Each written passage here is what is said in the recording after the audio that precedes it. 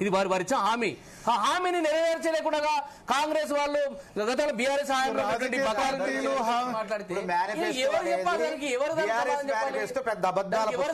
చెప్పాలి. యూనివర్సిటీలో 8 అర్థవంతంగా సభ్యతనే సంస్కారంగా చేస్తున్నాం. మీరు సంబంధం లేని అంశాలు ముడి పెడతారు. ఇక్కడ ఫీజు రియంబర్స్మెంట్ మీద మాట్లాడమంటే నేను కూడా మాట్లాడతా. నేను కూడా మాట్లాడతా.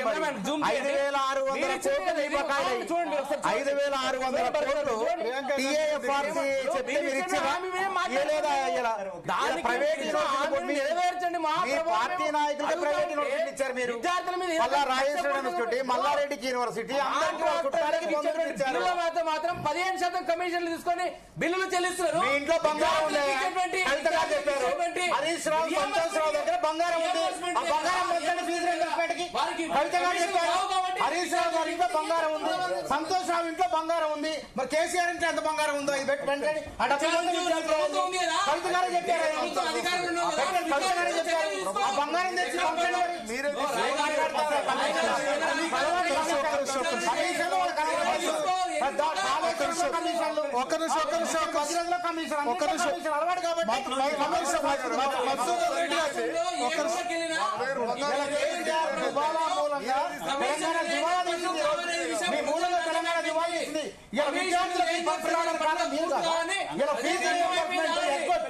విద్యారంగాన్ని సర్వనాశనం చేసిన మీరు కదా.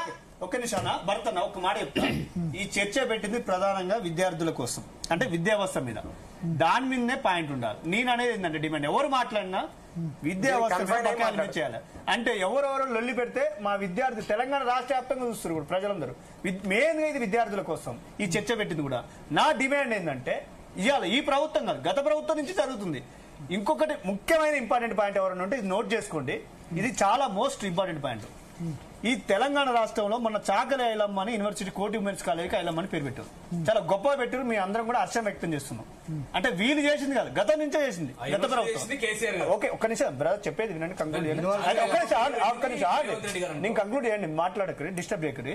అయితే డిగ్రీ పిల్లలు ఎక్కడెక్కడో గ్రామీణ ప్రాంతాల నుంచి డిగ్రీ సీట్ కోసం అప్లికేషన్ పెట్టుకుంటే సైఫాబాద్ కానీ, నిజాం కాలేజ్ కానీ, కోటి ఉమెన్స్ కాలేజ్ కానీ సీట్ వస్తుంది. చాలా సంతోషంగా ఉంటాడు విద్యార్థి, అబ్బాయే కానీ అమ్మాయి కానీ. ఇవాళ మీరు ఇంత గొప్పగా పెట్టుకున్నటువంటి యూనివర్సిటీలో ఫస్ట్ ఇయర్ కి హాస్టల్ వసతి కల్పించలేనటువంటి పరిస్థితి, దిక్కుమాల పరిస్థితులు ఉన్నారు. ఫస్ట్ ఇయర్ గర్ల్స్ హాస్టల్ లేదు, అమ్మాయిలకు హాస్టల్ లేదు, అబ్బాయిలకు హాస్టల్ లేదు. అది సైఫాబాద్ లేదు, నిజాం కాలేజ్ లేదు. డిగ్రీ కాలేజ్ అని ఇంత గొప్పగా చెప్తున్నాం నిజాం కాలేజ్ అని. దానికి ఒక హాస్టల్ కేటాయించలా తిప్పి తెంగితే 2,000 మంది స్ట్రెంత్ లేరు.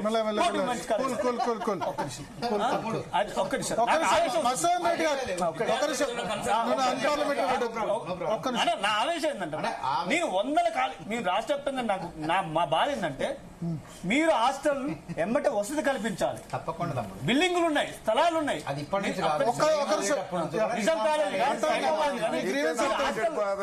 మధుసూదన్ రెడ్డి గారు ఫోన్ లైన్ లో. మధుసూదన్ రెడ్డి గారు ఒక 2 minutes లో చెప్పండి ఏంది ఇప్పుడు చేయాల్సింది.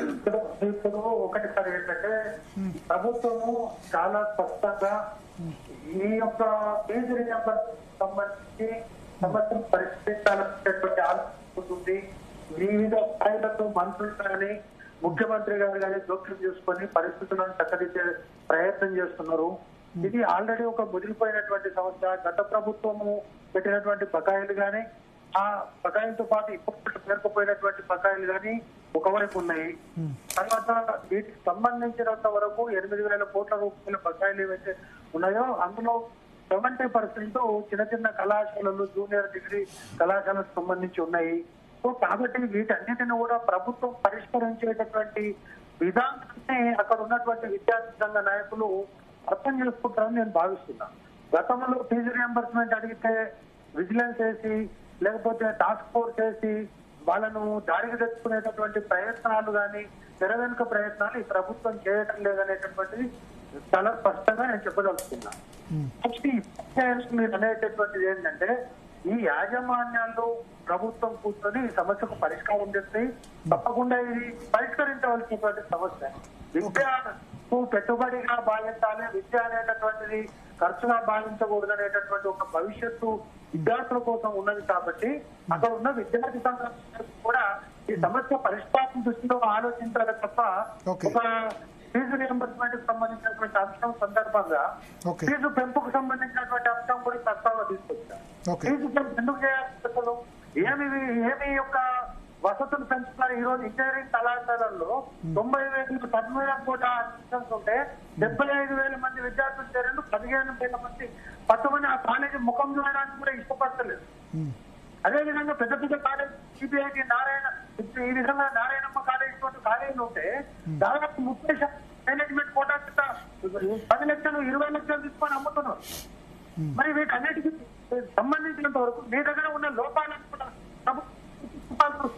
కాబట్టి ఇప్పుడు ప్రభుత్వంతో చర్చల ద్వారా సమస్యలు పరిష్కరించుకోవాలి తప్ప విద్యార్థుల యొక్క భుజాలపై తుపాకులు పెట్టి కాల్చడం అనేటటువంటిది సరి అయినటువంటి పద్ధతి కాదు అనేది నా స్పష్టమైనటువంటి అభిప్రాయం.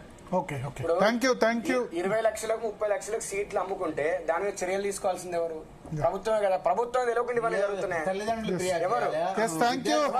థ్యాంక్ యూ మానవతరాయ్ గారు, కుర్వా విజయ్ గారు, రాజు గౌడ్ గారు, అదేవిధంగా శ్రీరామ్ గారు, రాంబాబు గారు. మొత్తానికి 2-3 అంశాలు. దీనిలో ప్రభుత్వానికి ఒకవేళ ఫీజు రియంబర్స్మెంట్ తలకు మించిన భారం అయితే ఎంతవరకు ప్రభుత్వానికి సౌలభ్యత ఉందో